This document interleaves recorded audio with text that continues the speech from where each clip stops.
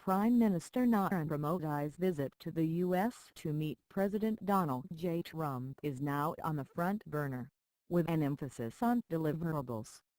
If Delhi is keen on easing the H-1B visa regime for Indian techies, Washington is eager that Modi sign up for the fourth-generation F-16. The deal seen as open sesame for endless future transactions on military hardware, and implement the Logistics Exchange Memorandum of Agreement. If the fourth-generation F-16 is the key, what does it say about India that the BJP government is interested in an antique American combat aircraft, optimized for air warfare of the 1970s, as a frontline fighter for the Indian Air Force well into the 21st century?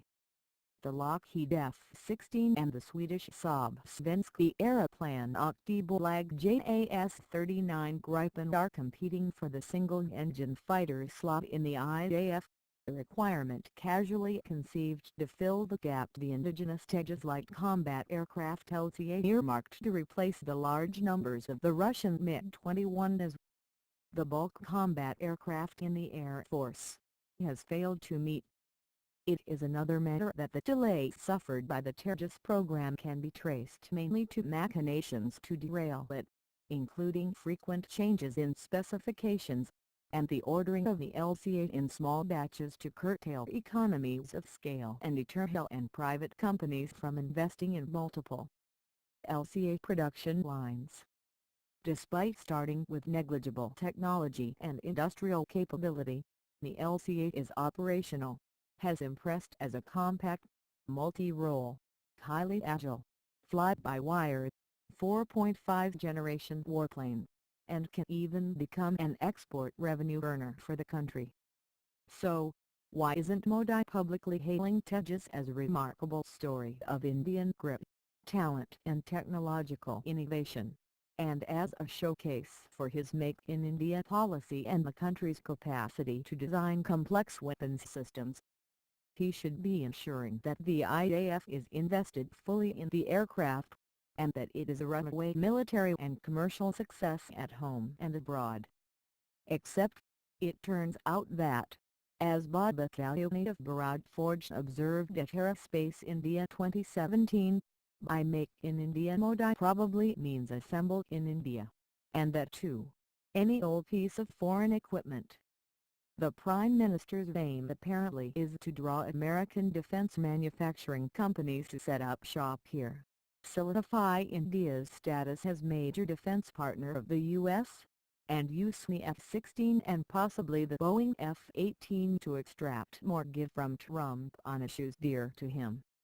The collateral benefits Modi espies are the firming up of the ruling party's financial support base among NRIs in America and the West generally, and enhancing his electoral appeal among the Indian middle class. It also suggests that Modi has reconciled to America not delivering on cutting-edge technologies, or committing itself to jointly designing and developing advanced armaments.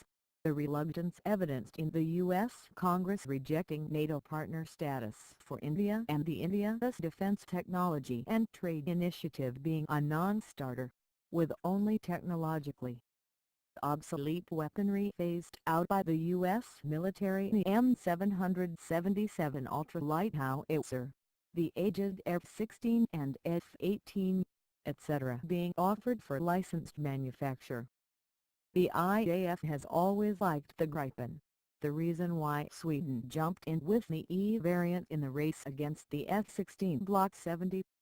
But both Gripen E, almost the same as the NG new generation, and Block 70, only another name for the Super Viper, had entered the medium multi-role combat aircraft and MRCA sweepstakes, which Modi settled with his impulse purchase in April 2015 of 36 Rafales from France. On a comparative basis though, which of these aircraft is superior? S. Paul Kapoor and Sumit Ganguly, in a piece, F-16S, Made in India, second best may be best in foreign affairs, while acknowledging that set alongside Gripen, the F-16 is second best. nevertheless argues that the American aircraft is the better buy because the benefits to India from dealing with the U.S., a great power, outweigh the gains from dealing with Sweden, a fairly marginal European state. Moreover, they claim, it's a selection that will build trust and bind the two countries together in a larger geopolitical contest afoot against China. Allowing the assembly of F-16s in India is not the preferred option for America either, they maintain, as Lockheed would rather have India as a customer. And, after rubbishing the Tejas as underpowered, underperforming and not induction-ready aircraft, they aver that the F-16 or even the Gripen will reverse the trend of the Air Force's supposed depleting squadron strength. But a second-best fighter plane for India in the context of the top-of-the-line Su-30s for strike missions and the 29s for distant air defense in the IAF inventory makes no sense unless Delhi agrees with Washington's assessment of the Indian military as second-rate and India as third world. An economic case for the F-16 was reportedly made by Ashley Tellis of Carnegie Endowment directly to Modi.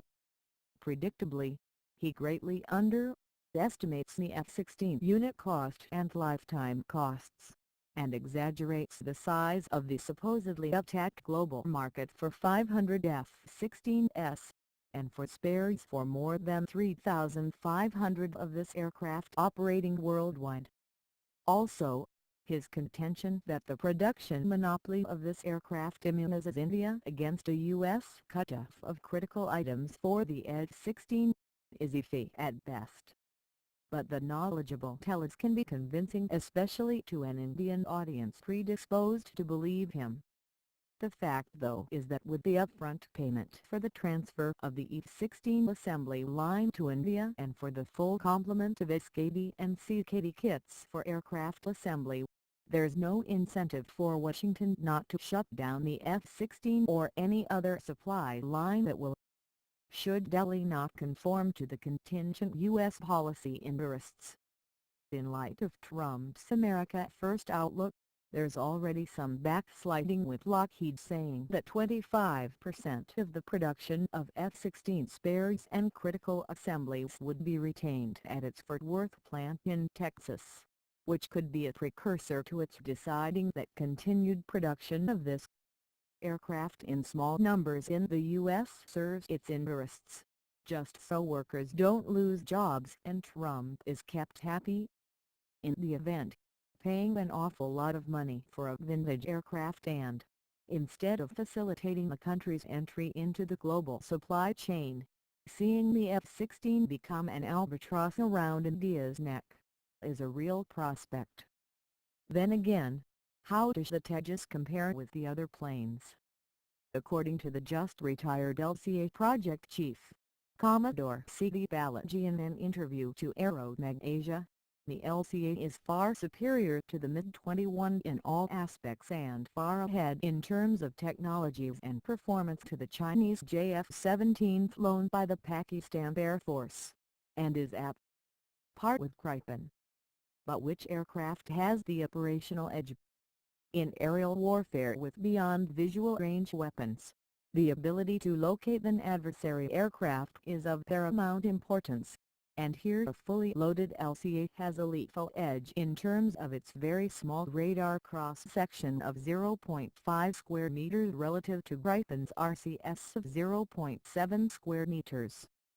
Plus, and of between 3 square meters and 6 square meters for the F-16 and Rafale, the Tejas is virtually invisible. Making the LCA stealthier still is the fact that 40% of its body is made of radar-absorbing carbon composites versus 25% for Gripen, and 10% for F-16. Moreover, armed with an entirely tested and proven all-Indian designed and developed ordnance suite of the Surdarshan laser-guided bomb, Bastra air-to-air radar homing missile, and outfitted with the UTOM active electronically scanned array AESA radar, the Tejas weapons system is powerful. The weapons, like the French Meteor missile at $5 million each carried by Gripen and Rafale, on the other hand, are all enormously expensive and will incur very high expenditure to obtain and periodically to replenish the weapons stocks for the lifetime of the aircraft. Further, unlike Gripen E, which has yet to pull speed taxi trials, will enter Swedish service in 2020, and whose ASA radar has tested unstable, the Tejas has logged over 3,000 flying hours, successfully negotiated the most onerous flight regimes, and proven itself in war exercises in the air defense and ground attack roles. Notwithstanding everything in its favor, including national pride, should the Tejas be sidelined, it will perpetuate India's status as an arms dependency and mock the country's technological ambition. If the F-16 is chosen, it will end up reducing India to a spear carrier for the U.S. Were Gripen to get the nod, then, as the longtime DRDO President Witt, the now retired rocket engineer, V. Siddhartha Punt, it will be because Modi believes in Saab K Soft, Saab Ka Vikas,